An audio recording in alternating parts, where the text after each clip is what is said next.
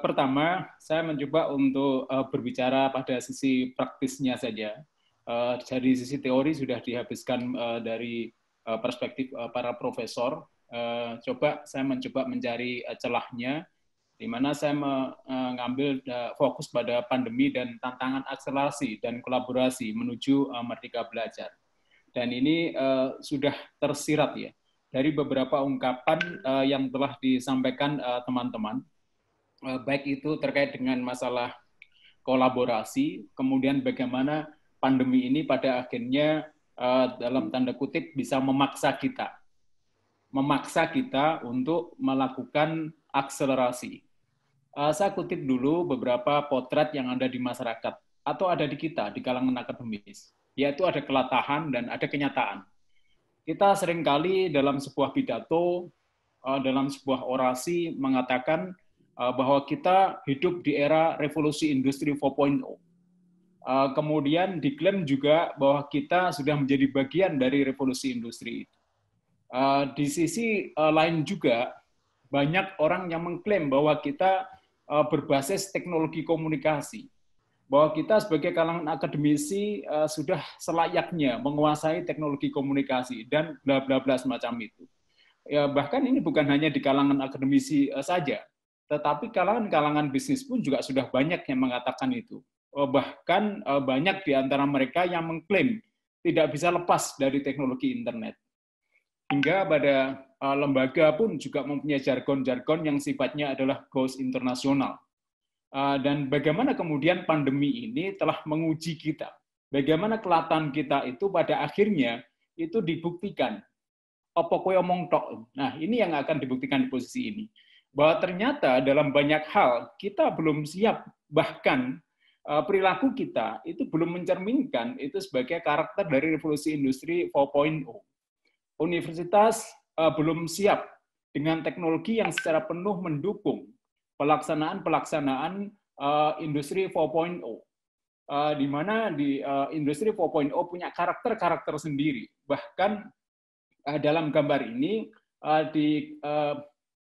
ikonnya adalah Wi-Fi, yaitu Cyber Physical System, Internet of Things, dan Networks. Namun kenyataan dengan adanya pandemi ini membuktikan bahwa kita dalam posisi yang tidak memahami secara praktek secara keseluruhan. Di Prodi bahkan baru bergerak untuk melakukan desain, redesain ulang berbagai instrumen pengajaran dan evaluasinya. Bagaimana kemudian ketika pandemi itu, kalau di berbagai universitas itu, akhirnya yang selama ini tidak pernah melakukan daring dalam pengajaran di kelas yang reguler, dipaksa posisinya untuk melakukan itu. Banyak dosen pula yang gagap, baik secara teknologi maupun instrumen dalam pembelajaran. Hingga pada akhirnya mahasiswa pun komplain. Komplainnya bukan karena harus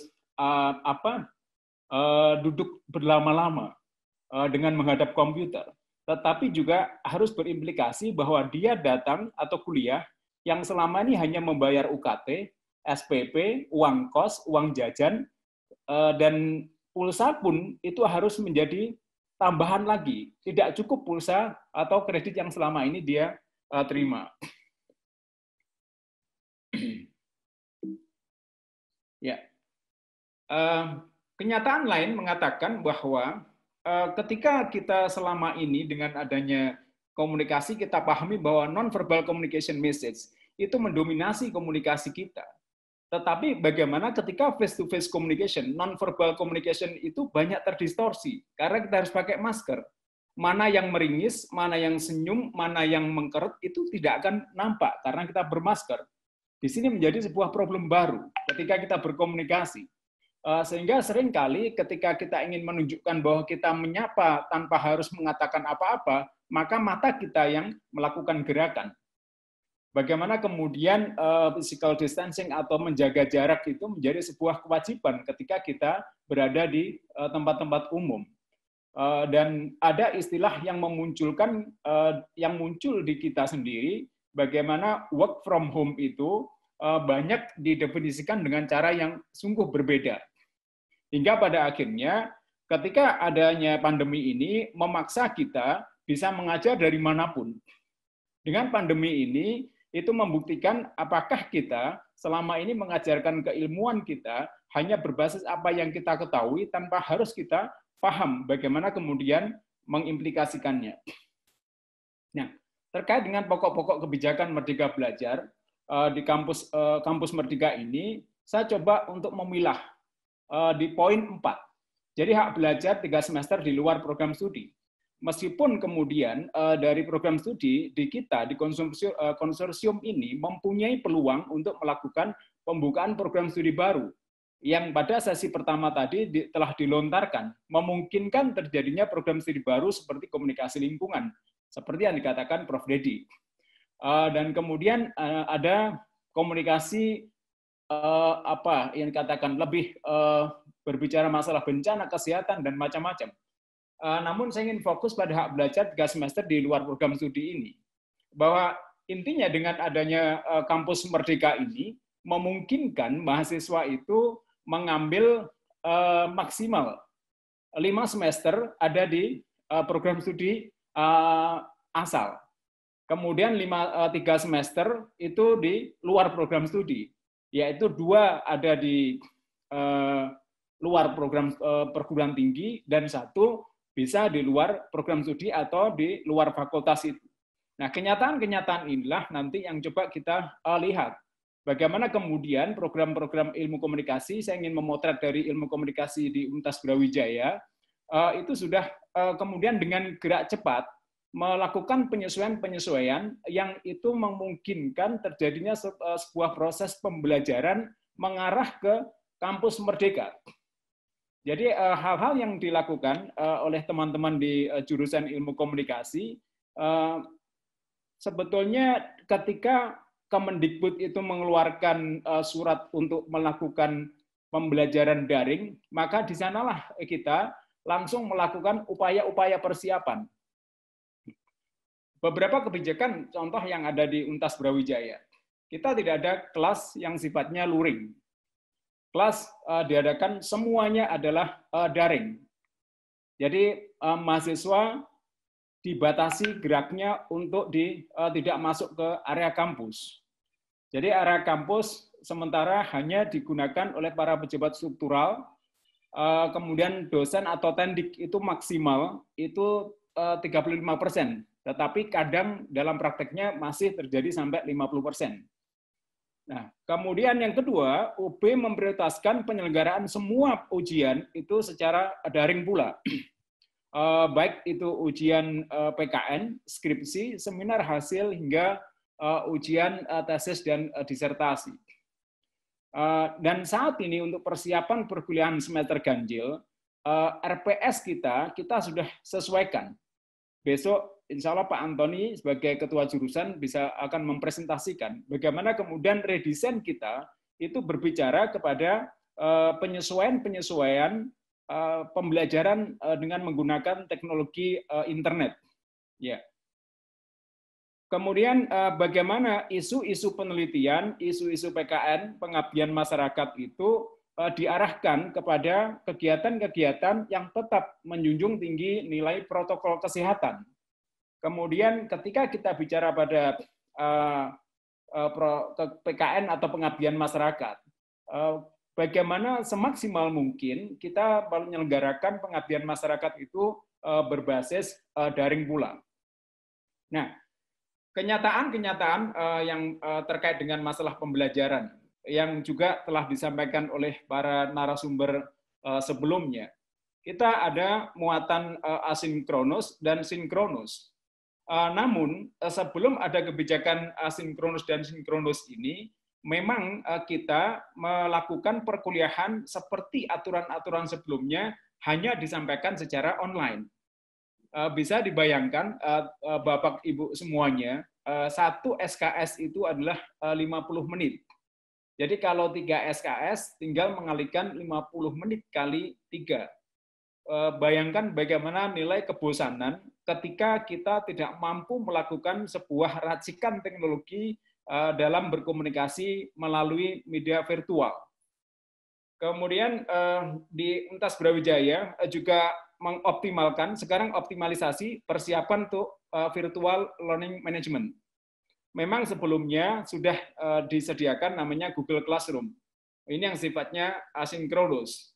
Kemudian di FISIP sendiri sudah menyediakan Zoom account yang digunakan untuk segala aktivitas yang telah kami sebutkan sebelumnya.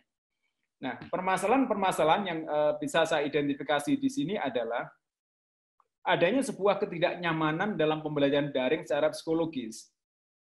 Alasannya, misalkan, permasalahan ketika ada mahasiswa yang itu area di mana dia tinggal mengakses internet itu kualitas signalnya tidak bagus. Maka untuk meningkatkan atau menjaga performance signal itu, dia menggunakan atau meng-off-kan video dan audio. Nah, apakah memang kenyataannya dia ada, atau dia hanya pasang profil? Bisa jadi pasang profil, kemudian tidak ada. Nah, beberapa pengalaman saya coba, kemudian untuk melakukan interaksi dengan salah satu mahasiswa, beberapa, dan ternyata seperti itu. Yang satu ada yang kemungkinan ke toilet atau sedang keluar, kemudian yang satu lagi tidak tahu, tidak respon sampai selesai pun dia belum off, yang lainnya sudah leave. Kemudian kedua, ketika instrumen pembelajaran kita tidak siap, kalau kita hanya berbasis pada PowerPoint yang selama ini kita andalkan atau video yang kita andalkan, selesai sudah. Karena evaluasi yang lainnya sulit kita lakukan kalau hanya berbasis instrumen itu. Kemudian manajemen waktu pula. Ini manajemen waktu terkait dengan pembelajaran daring. Dengan peraturan rektor yang baru, maka SKS, pendefinisian SKS sudah bukan berbicara pada 50 menit. Tetapi ada batasan, kalau 2 SKS itu diselenggarakan 40 menit maksimal, kemudian yang 3 SKS 60 menit. Dan ini nanti akan dilengkapi dengan kegiatan-kegiatan pembelajaran lain yang sifatnya offline. Poin kedua, gagap dalam menyediakan infrastruktur online. Jadi aplikasi online dan kesiapan SDM dalam mengoperasionalkan aplikasi, termasuk kesiapan produksi konten. Saya sampaikan cerita yang ada di FISIP itu ada 6 program studi S1. Kemudian masing-masing program studi, misalkan kalau kita bayangkan, itu ada berapa kelas dalam jam yang sama. Nah, ketika saya coba hitung, bahwa dalam 1 jam yang sama penyelenggaraan perkuliahan itu bisa sampai sekitar 30 lebih kelas. Kemudian bagaimana operator pelayanan kelas? Pelayanan kelas yang selama ini itu hanya memastikan LCD bisa jalan, kemudian LED jalan, AC oke, kemudian papan tulis juga oke dengan presensinya, tetapi sekarang dituntut lebih, yaitu seorang pelayanan kelas harus memiliki kemampuan untuk melakukan operasi Zoom account atau manajemen sebagai operator. Kemudian yang ketiga terkait dengan budaya WFH. Jadi karena kampus misalkan ditutup atau ya lokal lockdown, beberapa tendik dosen itu melakukan bekerja dari rumah. Nah, WFH seringkali juga dipelesetkan menjadi work for home. Jadi ya melakukan aktivitas-aktivitas domestik. Sehingga yang terjadi ujiannya adalah kemudian bagaimana membiasakan bekerja dari rumah, namun pekerjaan tidak dikalahkan dengan urusan domestik. Mengapa demikian? Pada awal-awal kita melakukan WFH, itu terjadinya banyak e-komplain yang menunjukkan rendahnya respon dari tendik atau dosen selama WFH, meskipun pada jam kerja. Nah, kemudian ketika ada perubahan ke arah yang lebih baik, ternyata ada tambah lagi ini, ada sebuah semacam keluhan yang intinya selama WFH beban kerja seolah bertambah karena semua berhadapan dengan teks digital dan seringkali pula ketika melakukan video conference pun itu ya sewaktu-waktu yang itu akhirnya seolah-olah bisa menambah jam kerja. Kemudian bagaimana ilmu komunikasi menuju merdeka belajar? Ini yang tadi saya singgung di awal, bahwa pandemi COVID-19 sebagai faktor pemaksa, pemangku kepentingan, itu menyelenggarakan pendidikan, proses pembelajaran yang harus dimodifikasi hingga mengarahkan pada optimalisasi teknologi itu sendiri. Yang selama ini teknologi menjadi jargon-jargon kebanggaan dalam sebuah retorika, kemudian dituntut untuk menjadi sebuah realisasi. Ini yang ingin saya sebutkan, bahwa pandemi COVID-19 menjadi penguat ya, dalam penerapan riset yang mempunyai variasi atau bentuk-bentuk lain. Jadi bukan lagi hanya menekankan pada sebuah riset murni. Dan kami di Universitas Brawijaya sudah menerapkan contoh dengan performance riset. Nah, dengan performance riset ini bukan lagi memaksa setiap mahasiswa itu harus melakukan sebuah tugas akhir dengan riset murni.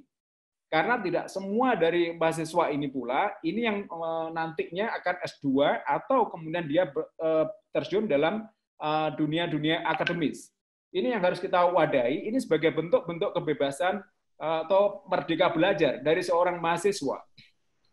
Sehingga dengan performance riset yang ada, memungkinkan mahasiswa-mahasiswa itu yang pertama melakukan kolaborasi dengan industri di luar lembaga pendidikan untuk menyelenggarakan sebuah performance dalam rangka untuk menyelesaikan tugas akhirnya.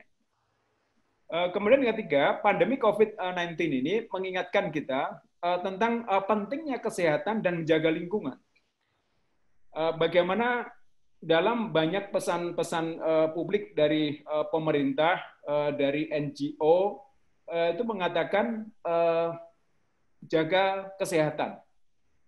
Kemudian bagaimana meningkatkan imun. Kemudian beberapa penyakit yang resiko tinggi tertular COVID misalkan. Maka ini yang harus kita mulai. Bagaimana dengan ilmu-ilmu yang ada di komunikasi itu kemudian berbicara dan berperan secara nyata.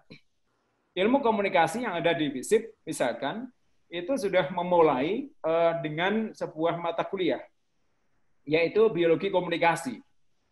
Dengan biologi komunikasi itu dalam awal yang diampu oleh Dr. Antoni, misalkan. 2 menit, Mas Sanang. Oh, siap, oke. Kemudian poin penting dari biologi komunikasi ini adalah bagaimana kemudian kebiasaan kita begadang, maaf Pak Suko, kebiasaan merokok, ya, itu tidak masalah, tetapi ada manajemen tempat. Itu yang menjadi poin penting.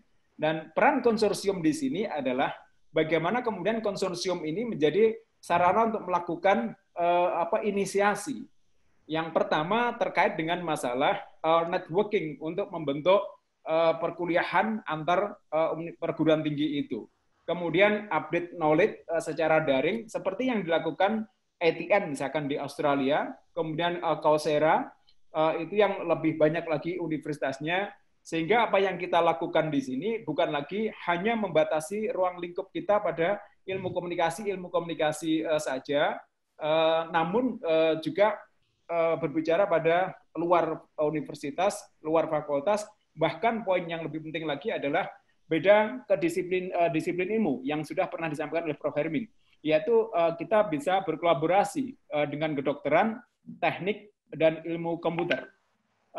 Itu yang bisa saya sampaikan, Pak Suko. Merdeka Belajar harus segera dimulai. Terima kasih. Assalamualaikum warahmatullahi wabarakatuh.